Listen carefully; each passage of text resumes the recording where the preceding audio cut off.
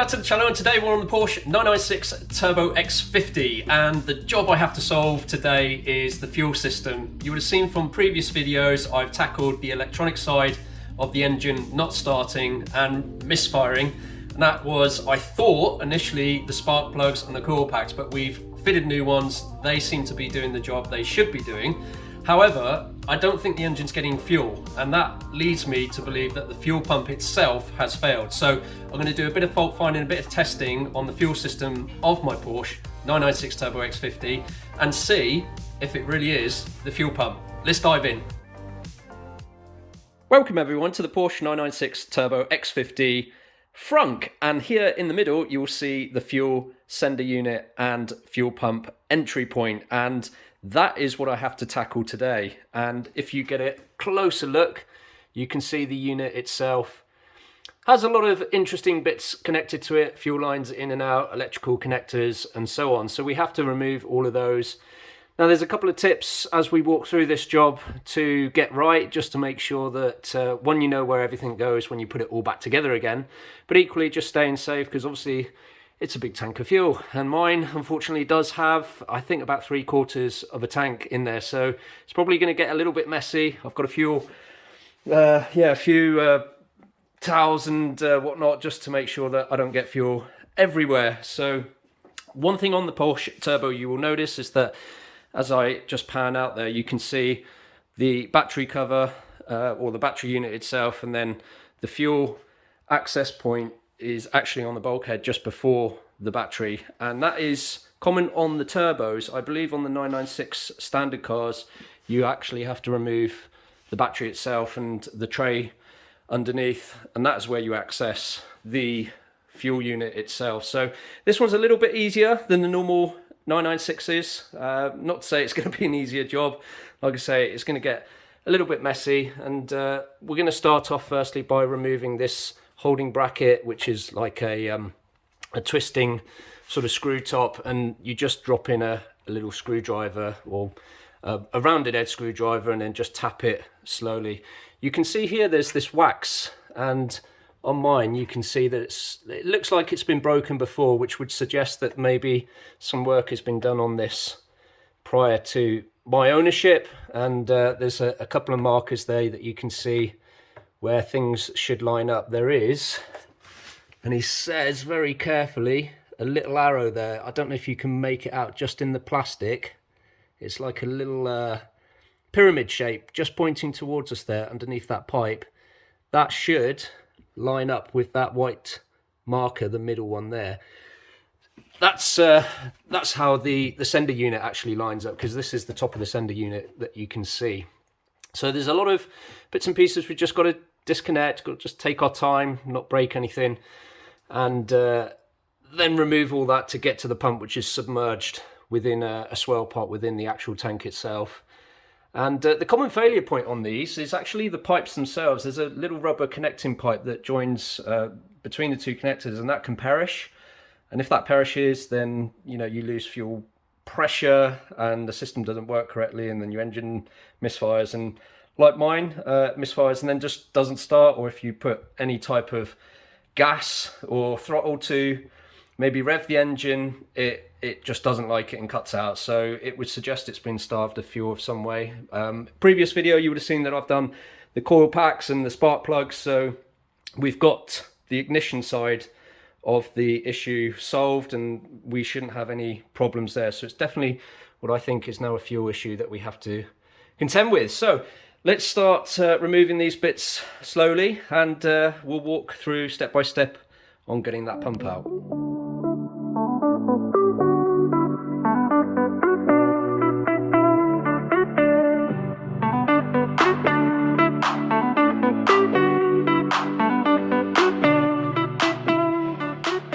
Okay, so you would have seen me remove the battery terminals. Obviously important when you're working on any type of fuel system.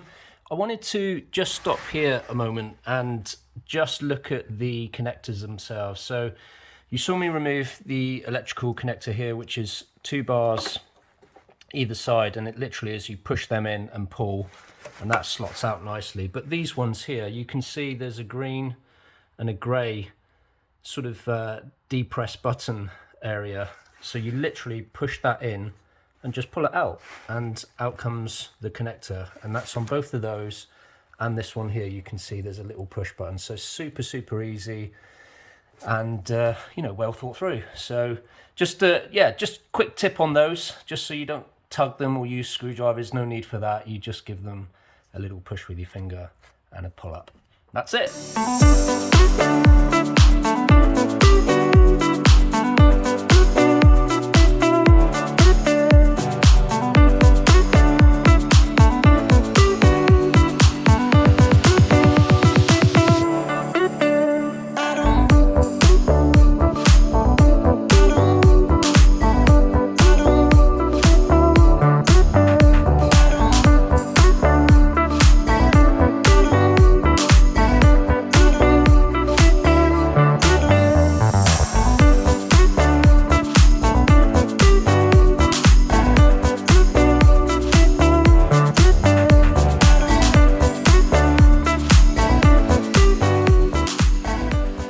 So there is the top of the sender unit. You would have seen me just remove that plastic holding bracket. That has come off nice and smoothly.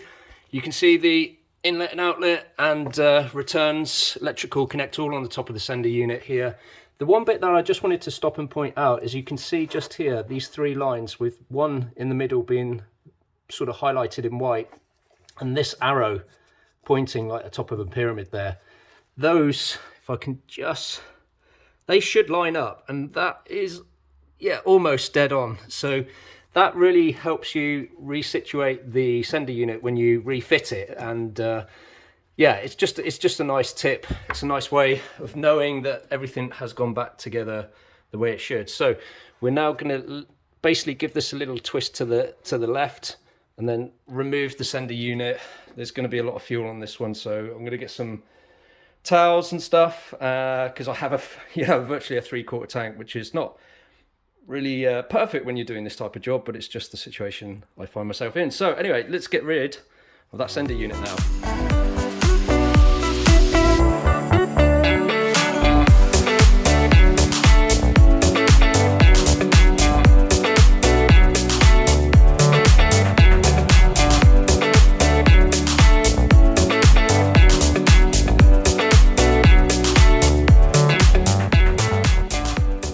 Okay, so we have the fuel sender unit out, and I've put a bit of light onto this because what I want to try and zoom in and show you is the pipe that usually causes you the issue, and I'm hoping this will focus in.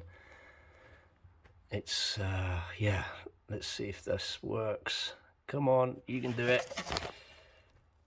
Basically it's this U-shaped bend pipe there. There you go, that black one there, and that's the one that generally splits, or there's one just the other side, and again, there you can see. Both of them I've got in and managed to just run my fingers over, and there's no visible signs of splitting or anything that is broken or flopping about, so that itself is good.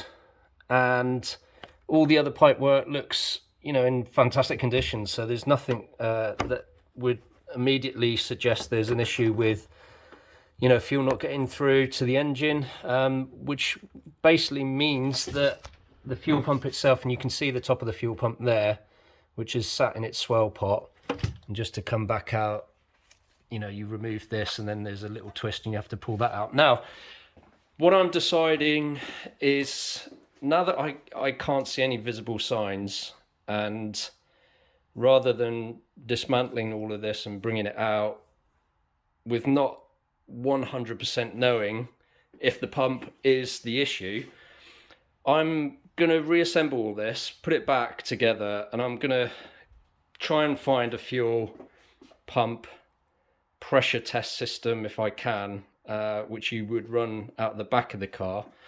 And let me just take you around to the back so we can just look at what I mean.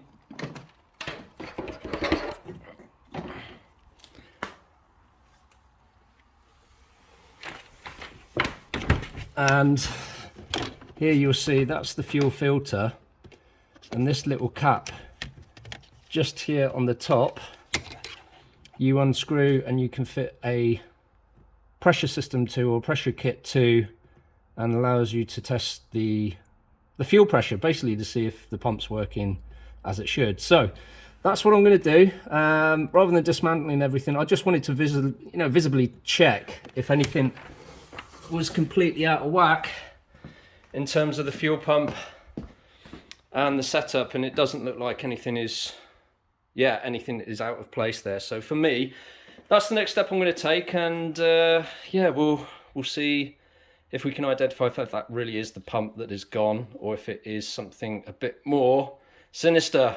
Who knows?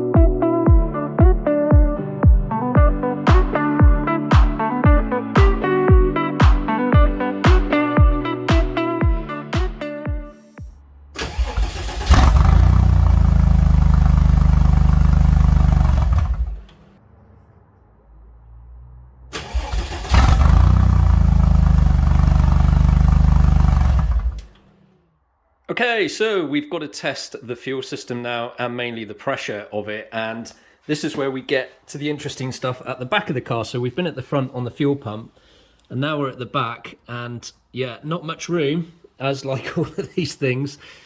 You can see just there, the head of this, let me see if I can point to it, there we go. So the head, that bolt, which is attached to the fuel filter, this is where we can attach our fuel pressure gauge to actually see if it's kicking out the right pressure, because the engine just keeps cutting out as soon as it starts. So I'm hoping that we see a drop in pressure. It should be about 55 psi. If it is lower than that by a considerable amount, then hopefully that will point to the fact that the fuel pump has given up the ghost and we need to change it. So let's go and look at the kit before I plug this in. Should be a pretty straightforward test, and hopefully we will know what the results are.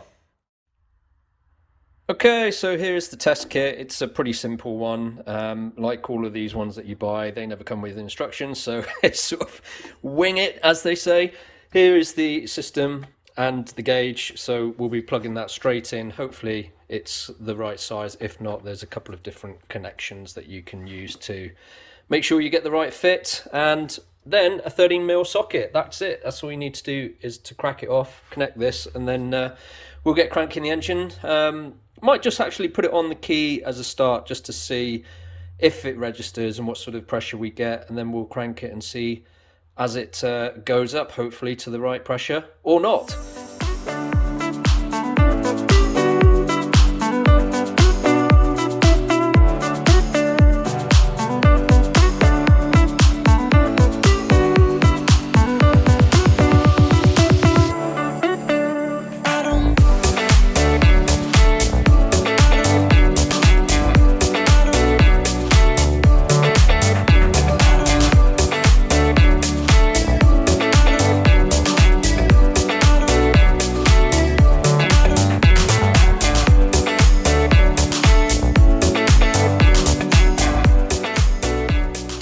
So we have the fuel pressure gauge attached. You saw that I just tightened it down a little bit with pliers just to make sure that it is a snug fit.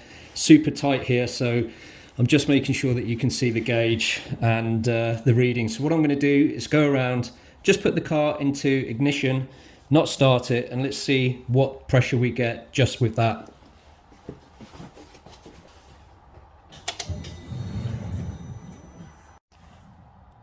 So you can see that no pressure registered on the gauge. Now with some cars that might be the case, it doesn't prime, the pump doesn't go until you actually turn the engine over. I know on some cars that can be primed before you turn the engine over. So someone could keep me real on that, whether it's a 996 turbo thing or the pump has failed before we've even tried to start the car. So anyway, let's give it a start and see if that gauge registers anything different.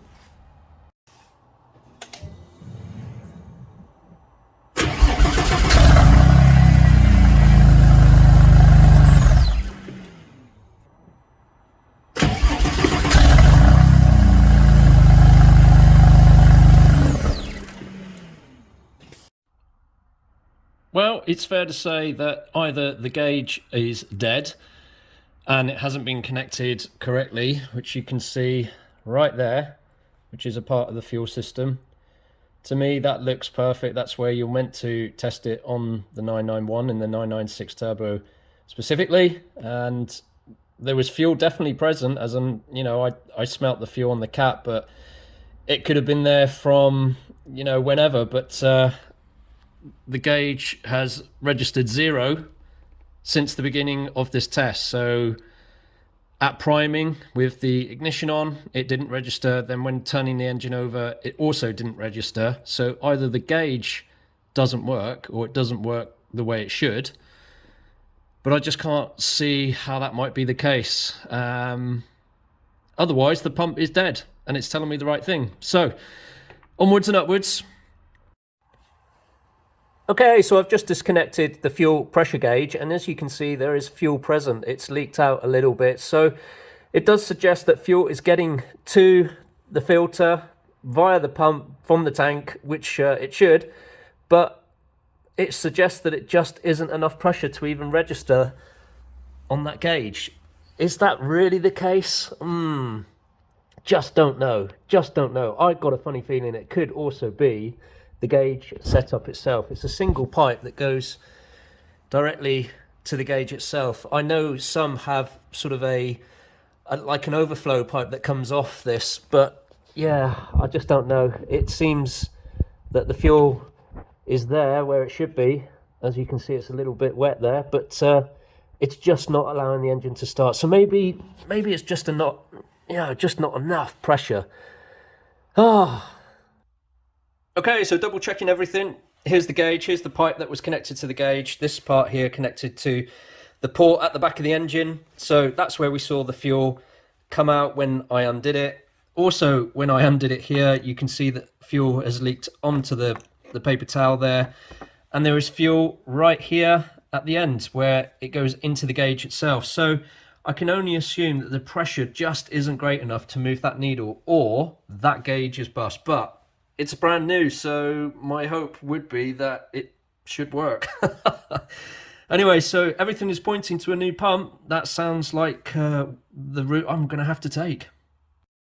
Okay, so I think it's fair to say that the pump is the culprit. I cannot believe that my new test pressure gauge has failed instantly. Who knows, but I just don't think it has. There seems to have been fuel that got through to the gauge itself, but there just wasn't enough pressure to make that needle work. So everything does point now to the fuel pump as the failure point. So what I will be doing in the next video is diving into the tank, removing both the fuel pump, the swirl pot, and the sender unit all together as one, getting my hands dirty and showing you how to take it all apart, reassemble, and put back in a new one.